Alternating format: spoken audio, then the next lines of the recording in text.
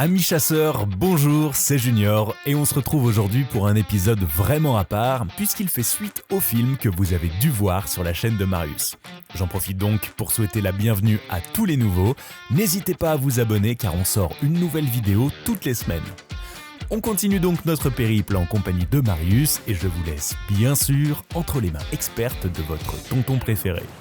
Qu'est-ce qu'on fait là, Marius, maintenant? Bah là, c'est le deuxième round. Après mon cerf, ça va être à toi, mon tonton. Yes. Alors, objectif fan, c'est ça, je crois. Fan ou un cerf, si on voit un carrément un cerf. Si on a une bague de cerf, si on voit un cerf. Ouais. Ok, donc là, tonton, il a sorti la carabine.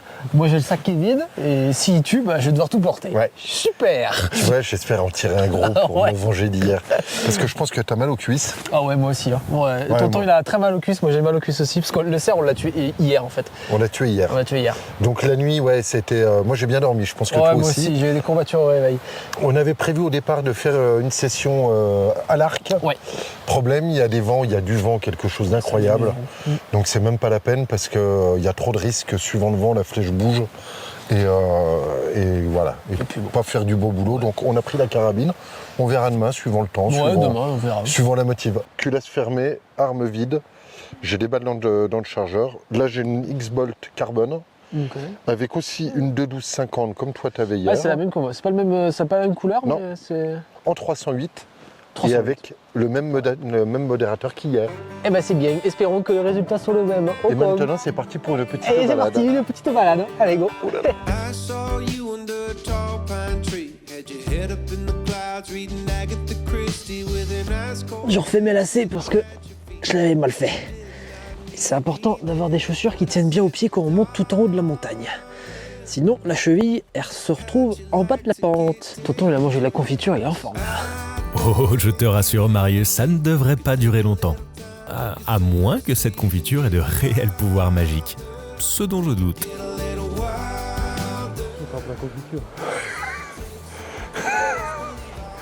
J'aurais dû en manger plus à midi. C'est le petit. Les bons conseils de tonton, toujours un petit coup. Devant Olive. Il a fait des triplettes. Oh putain. Vous m'arrêtez quand j'arrive au-dessus du col, que je bascule pas de l'autre côté. That time when you were home alone, I pretended to be someone that you did not know. Les personnes âgées d'abord. Je suis méchant. Eh ben moi je trouve ça plutôt rigolo. En tout cas les amis, vous pouvez aisément imaginer le plaisir qu'on a à continuer ce périple tous ensemble après cette incroyable aventure qu'on a vécue avec Marius. Les séjours de chasse entre potes, ça n'a pas de prix. Je crois que la journée d'hier m'a séché. Il y a des chances, hein. Enfin si, peut-être le prix de la fatigue quand même. En tout cas, on s'est régalé et j'espère que vous aussi vous avez pris autant de plaisir à regarder ce film que nous à le faire. On vous propose aujourd'hui un épisode en bonus sur notre chaîne, plus simple, mais qui permet de prolonger l'expérience.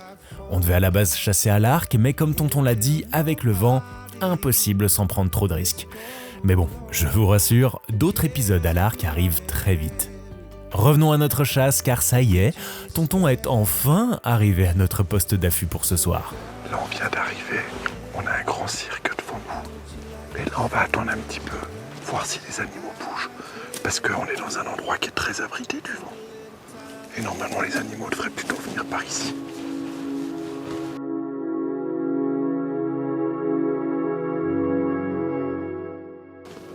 On est pas mal. Par contre, faut pas que ça sorte trop. Là, comme ça, je suis super stable. Avec les jumelles. Sans les jumelles, j'étais pas assez haut. Et sans les jumelles, tu bouges de droite à gauche. Mais là, ça va. Ce qui est bien quand tu arrives à l'affût, faut pas hésiter à te mettre en situation appuyée sur le rocher qu'elle a, appuyé avec ta canne de birge. Parce que c'est pas une fois que le gibier il sort qu'il faut commencer à se poser, à se dire merde, comment je fais pour avoir un appui stable. Ouais. Et puis préparer le truc. Parce qu'après, une fois que tu as la pression qui monte et que le gibier est là, t'as vu hier, on a pris le temps.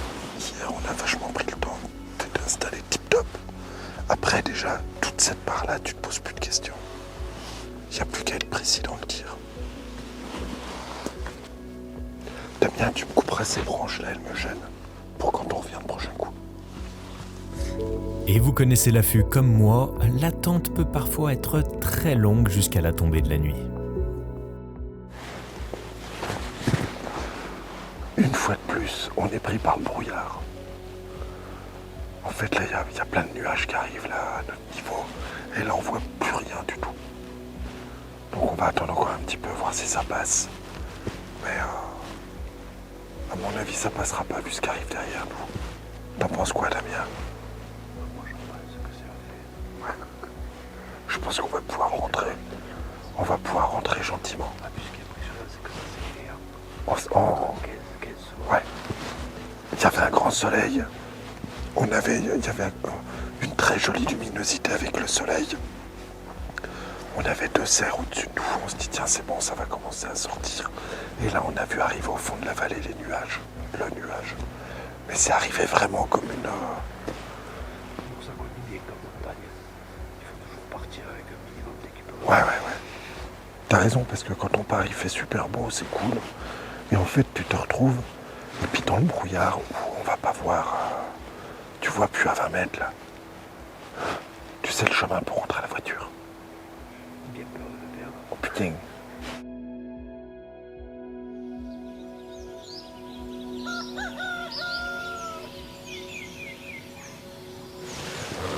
Qu'est-ce qui se passe, Marius? Et là, il s'avère que depuis ce matin, il y avait un gros brouillard.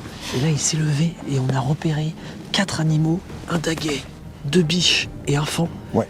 Qui sont juste derrière. On est parti à pied et je les ai repérés comme ça. Ils sont sur une petite place à moins de 200 mètres au soleil en train de manger. Ils nous ont pas repérés. Donc là, on va tenter l'approche. Et tonton, il va essayer de faire feu. Voilà. On va tirer le fond parce que le daguet, c'est un beau daguet. Ouais. Donc ça compte en C1, on a la bague. Et vu que c'est un bon daguet, on va le laisser tranquille. Et le fond a l'air d'être tout petit. Puis c'est Damien qui nous a dit, écoute, faut pas hésiter, on est en montagne, il y a la neige qui peut arriver. Donc les fonds qui sont petits, il vaut mieux tirer ceux-là que les jolis. Alors on y va. Et puis le faon, c'est très bon à manger aussi. Ça devrait pas être mal. Eh ben t'as raison de penser à la bouffe, Marius. Parce que, n'en déplaise à nos détracteurs, si on chasse, c'est aussi pour la venaison. C'est pour se préparer et partager de bons petits plats. Là, on approche. Il faut être juste derrière la crête. Sur une petite pelouse devant les sapins qui étaient au soleil. Il y a des nuages qui arrivent, donc ça se trouve, il y a un moment on les verra plus, on sait pas. Là, il nous reste vraiment pas beaucoup de temps. On fait encore 30 mètres et je pense qu'on va peut-être les voir. Alors oui, ces pelouses en altitude sont magnifiques, mais sans aucun arbre ni buisson pour nous dissimuler, faire des approches peut s'avérer être un vrai casse-tête. Il faut avancer avec grande prudence, sans quoi les animaux risquent d'apercevoir nos grosses têtes qui se découpent dans le ciel avant même qu'on les ait vues. Heureusement, les animaux somnolent au soleil et tonton arrive discrètement à s'approcher.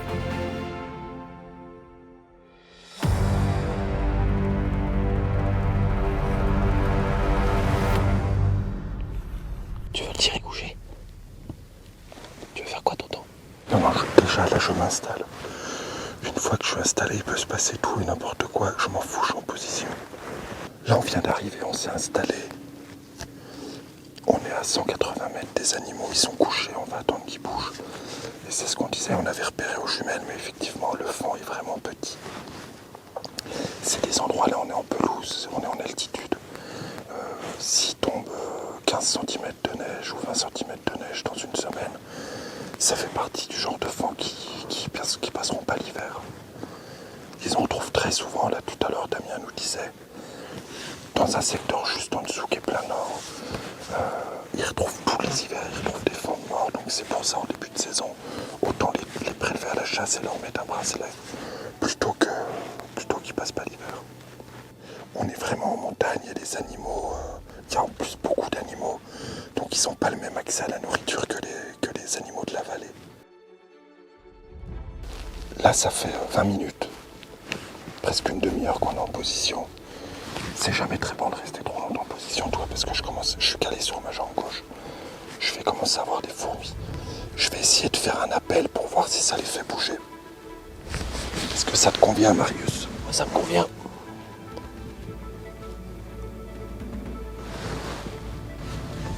Allez, c'est parti. T'es bon, mon junior? 1,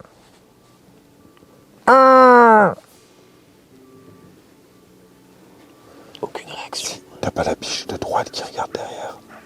Elle se gratte, elle se gratte. Elle s'entoponne le coquillard, t'es en train de dire. Je pense qu'elle s'en fout complet là. Soit tu le fais pas assez fort, soit tu le fais pas assez bien. T'es en train d'insulter ma technique. Oh, vous pouvez pas voir, mais derrière, il y a le guide, il se marre. J'aurais presque l'impression qu'il se fout de ma gueule. Quelle bande de Pégase.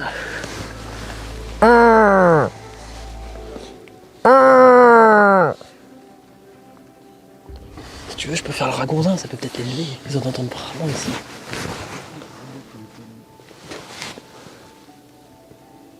Non, puis le problème, c'est que si on les siffle, j'ai peur qu'ils se mettent tous à regarder dans notre direction et donc d'être de face. Ouais. Tiens, ça se lève. Ah oui. J'ai levé. Attends un petit coup. C'est bon, mon junior, ça règle là. Ah,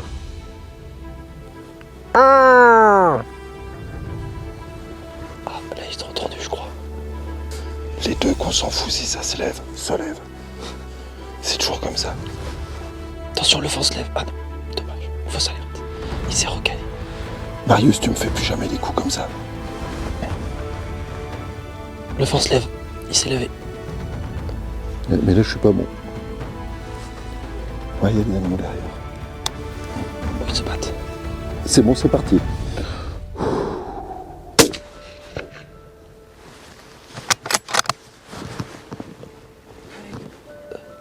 Il tombe, il est mort, il est mort. Il est mort.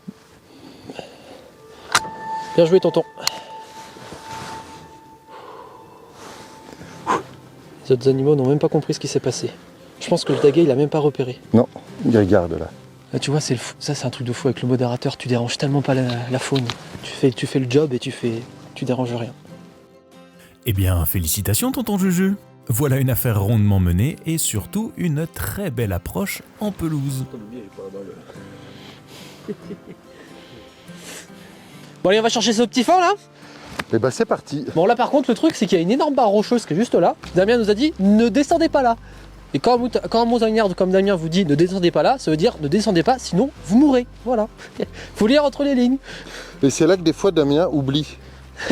Parce que là clairement tu descends, tu fais oui et tu refinis sur la route. Là il n'y a plus un pet de vent, il fait chaud, on comprend pourquoi les animaux étaient là. Hein. Oh là là, alors qu'en Crète, mon beauf ça buffe. Hein. En fait, les animaux, il y en a tout le temps, quelque part. Suivant les conditions météo, faut juste savoir chercher au bon endroit. C'est ça.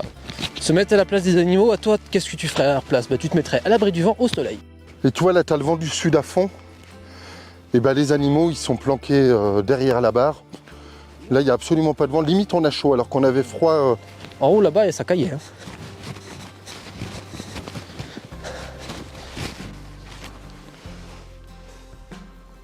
Là, il y a beaucoup de sang juste ici. Ça doit être par là que Julien l'a tiré. Nous, on était, regardez. Vous voyez, il y a deux sapins là. On était légèrement à gauche des sapins, vraiment sur la crête comme ça. Donc ils pouvaient quasiment pas nous voir. Enfin, ils nous ont pas vus même. Et là, il y a pas mal de sang déjà là. Comme quoi, ça a fait le job. C'est intéressant d'aller vérifier les anchousses pour voir les... Et des fois, tu peux très bien voir aucune goutte de sang. Puis 50 mètres après, plein de sang. Ouais, voire des fois, ça nous est déjà arrivé de suivre des animaux en disant mais tu vois que le modérateur de son, on a entendu qu'on était dedans.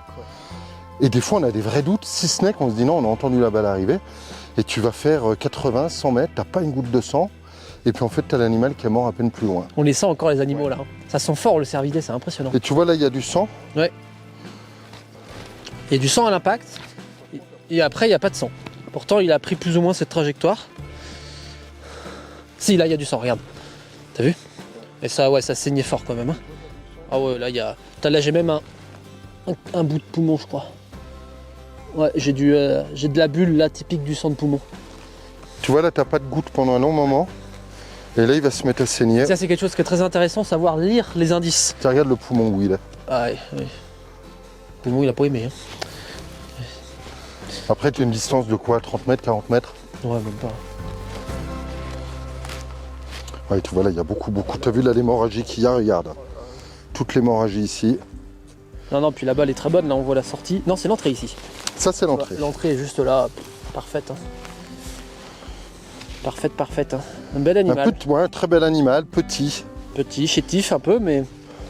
Ça fait toujours, tu sais, là on est vraiment sur du prélèvement, sur de la gestion. Parce que c'est clair que c'est un petit animal. C'est pas le truc que tu vois en priorité, tu aurais l'instinct d'aller le chasser. Mais au niveau de la population et de la gestion de population, c'est des super tirs. Déjà, c'est au niveau de la gestion, puis de manière un peu plus primaire, pour la viande, on va pas se cacher. La viande de faon, c'est peut-être la meilleure qu'on pourrait trouver. C'est tendre, c'est pas fort, c'est une dinguerie. Au niveau tendreté, t'as rien au-dessus. Là, la balle est parfaite, la venaison n'a pas été abîmée. Et ça, clairement, bah, c'est comme ici, moi j'y apporte une grande importance de faire des tirs propres pour respecter l'animal, pour pas qu'il souffre, et puis aussi pour pas abîmer la viande, c'est aussi important. On va mettre le bracelet. On va mettre le bracelet. Donc Damien est content parce que ça fait un animal en plus par rapport aux 50% qu'ils doivent avoir atteint dans... Et oui, c'est ça, dans parce 2 que là semaines. on est mi-octobre bientôt, donc...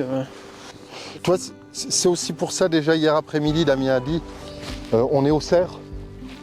En priorité, c'est un C1. Par contre, si on a une occasion sur un faon, je ne vais pas dire obligation parce que c'est quand même pas... c'est quand même super sympa, mais on doit prendre on prend le tir sur un faon si on a l'opportunité. C'est ce qu'on a fait. Tu vas voir, ça va le mettre de bonne humeur, et quand il est de bonne humeur, Damien, il te fait faire le tour de la montagne.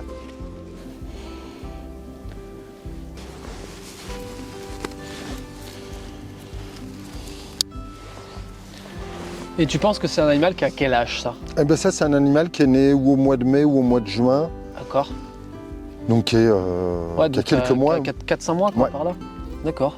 Ça grandit vite, là, quand même, hein, c'est impressionnant. Ouais, ça grandit super vite. c'est Ouais, et impressionnant. encore, ici, on est quand même en altitude, donc ils n'ont pas les capacités de nourriture que plus bas dans les vallées avec tous les champs. Donc c'est pour ça qu'ils sont un peu plus petits que ce qu'on pourrait trouver sur des serres de plaine, quoi. Il y a 2 choses, hein, c'est l'altitude et l'accès à la nourriture. Ouais. Parce que tu as vu tout le nombre, tu vois, on est là depuis une semaine, tu as vu le nombre d'animaux qu'on a vus, si Il y en on a, s'était amusé à les compter. Oh, C'est des centaines d'animaux qu'on a vus en une petite semaine, c'est impressionnant la quantité qu'il y a, partout, même en pleine ville. Enfin en pleine ville, en plein milieu des villages, c'est plutôt des villages que des villes, mais c'est impressionnant la quantité qu'il y a. Et donc c'est pour ça, tu vois, parce que chez moi en Franche-Comté, on a un petit peu de cervidés. Un faon aujourd'hui fait le double. De poids, carrément ah, du simple au double. Un petit faon va faire aller, les plus petits fans qu'on va tuer au mois d'octobre vont faire 60-65 kilos, c'est un petit faon. Et les gros déjà là peuvent faire 70-75. D'accord. On a tué un faon il y a quelques années au mois d'octobre, il faisait 85 kilos, un faon mâle. Et faon certifié, hein, c'est pas tiens on croit que c'est un faon parce qu'il était derrière la biche, non. Faon certifié. Tiens, une chose aussi, à quoi tu reconnais un faon? Bon là il n'y a pas de discussion parce que le faon est vraiment tout petit, Okay. tu vois. Ouais. Mais par contre tu viens chez moi ou dans d'autres chasses, hein, en fin de saison tu as des fans qui font 80, 90, 100 kilos, qui font quasiment la taille de la mer. Quand tu vois arriver une harde, mais même à l'approche, tu regardes pour voir le fan, en fait, c'est la longueur du museau. La longueur du museau, est-ce que les biches ont un museau vachement long, Tu quoi. as vu là les 2 biches, la longueur du museau. Impressionnant. Et en fait, tu te fais un truc, tu prends derrière l'oreille le museau. En gros, le fan, il a l'œil au milieu. Ok, oui, c'est plutôt le cas, parce que regarde, là ça fait ça. Ouais, c'est vraiment ça, là pour le coup, au niveau des mesures, c'est vraiment l'œil au milieu. En gros, hein, on n'est pas là, mais en gros, tu as la tête qui est longue comme ça, l'œil il est au milieu. Une biche, si l'œil il est là, le museau de la biche, il est là. D'accord. C'est un truc. Un tiers, quoi. Ouais, il a un tiers. Il y a un truc qui est intéressant, et ça arrive les erreurs, c'est que moi j'ai déjà vu voir une bichette plus petite que le fan. D'accord. Donc ta biche, souvent ils appellent ça s'appelle, tiens j'ai vu une cellule familiale, tu as souvent bichette ou daguet et fan. Donc la mère a son petit de l'année dernière et son petit de cette année. Sauf que des fois la bichette, si c'est une petite bichette qui est née un peu tard et un hiver un peu rigoureux, bah, tu vas avoir la bichette qui fait 50 kilos, j'en ai déjà vu. Hein. Et le fan qui fait, si c'est un mâle, il va faire 50 et quelques. Donc techniquement, quand tu vois les 3 animaux, si tu te déchires le plus petit, si tu n'as qu'un bracelet de fan, bah, c'est pas bon parce que tu as tiré une femelle, ce qui est considéré comme bichette femelle adulte. Donc il faut faire très attention à la longueur du museau. Là, Marius, on va faire un truc, moi, que je trouve super important quand tu chasses, c'est faire des analyses balistiques. Ah oui, que ce soit à l'arc ou à la carabine, c'est toujours hyper intéressant. Parce que comment travailler la balle? Parce que donc, là, l'entrée, il y a le petit trou clean. Le petit trou de 7 mm. Comme je t'ai dit, l'animal, quand il est debout comme ça, tu as l'omoplate ici. Ouais. un os, Ok, l'os qui descend là et l'autre os qui descend là. ok. La balle parfaite, tu vois, en fait, si tu prends pleine épaule, c'est bien de casser les os parce que autant j'adore la viande, mais tu casses un os, ça reste souvent sur place, c'est très positif. Sauf que le problème, si je veux venir casser un os là, tu vois, il faudrait que je tape là ou là. Là, s'il est plein profil, je risque de faire que casser des os et pas toucher la cage thoracique. Là, pareil, si je fais une erreur, et faut prendre en considération l'erreur possible, si je suis 5 cm plus à droite, là, le tir, c'est pas du tout sûr qu'il soit mortel. Hein.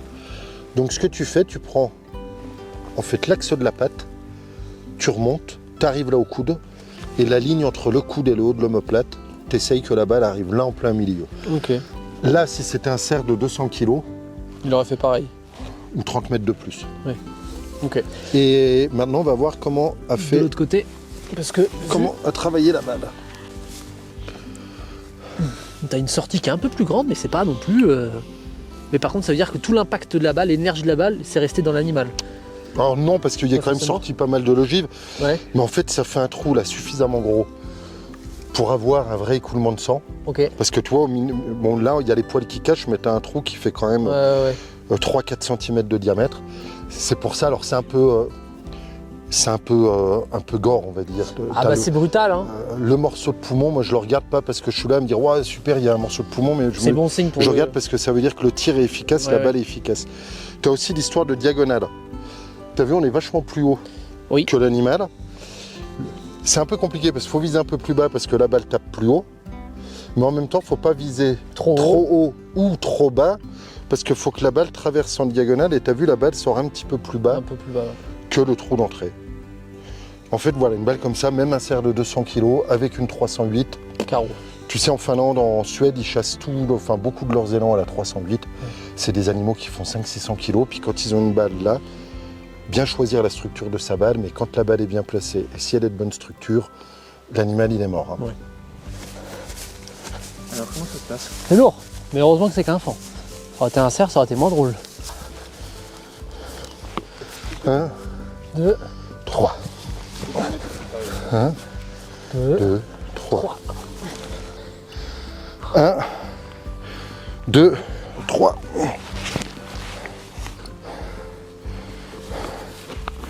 Tiens, redonne-moi là, c'est bon? On est bon là? Attention, attention, attention. Ouais, là je pense qu'on peut le laisser.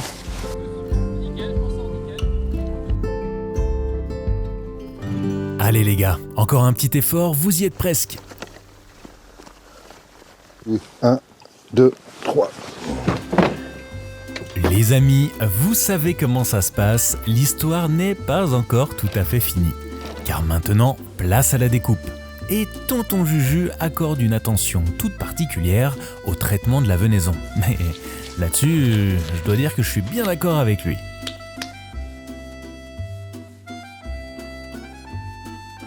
Vous connaissez également sa passion pour la balistique, et une fois la carcasse pendue en salle de découpe, c'est l'occasion pour lui de se livrer à une analyse un peu plus poussée du travail de la balle. Donc si tu veux, la balle, elle sort là, mais tu vois, même là, il y a de la casse. Là, il y a des trous, même là, il y a dû avoir des éclats. Alors c'est pareil, au niveau venaison, tu vas dire, ah bah zut, ça a abîmé un peu à droite à gauche. Par contre, l'avantage de l'animal, il va pas faire 150 mètres avec une balle pourtant bien placée. Et ça, c'est positif.